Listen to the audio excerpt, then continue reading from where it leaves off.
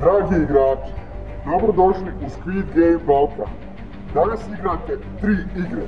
Pobjednik dobija 5 litara ulja, 2 kile brašna i pun tank goriva. Sretno!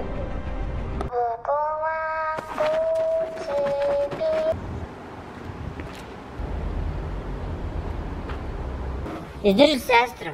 Ne boj se, nisam ja kao ostale plavuše. Znaš ti koliko ima slova T u riječ kolo? Nemam pojma, kolo da ima T. Pa Igrač broj 77 izbačen. To!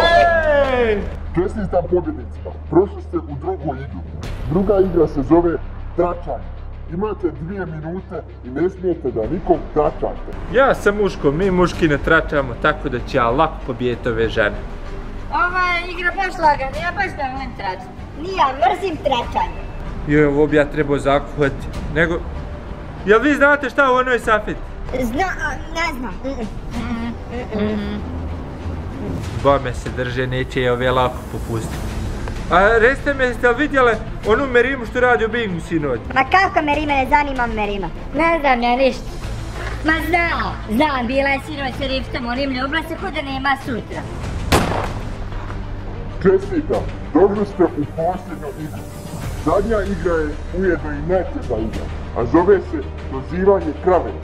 Kome prva krava dođe, daje pobjedu. Oj, kako sad to ovu plavušu, ja ovome imam iskustvo od rođenja. Hajde, Šarenka, dođi! Na! Joj, kako se zove krava. Mac, dođi vamo. Pi, dođi.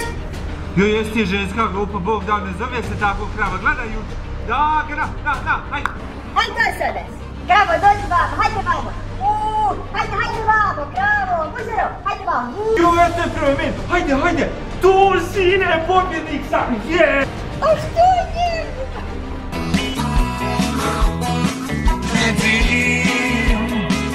Jesi li to ti?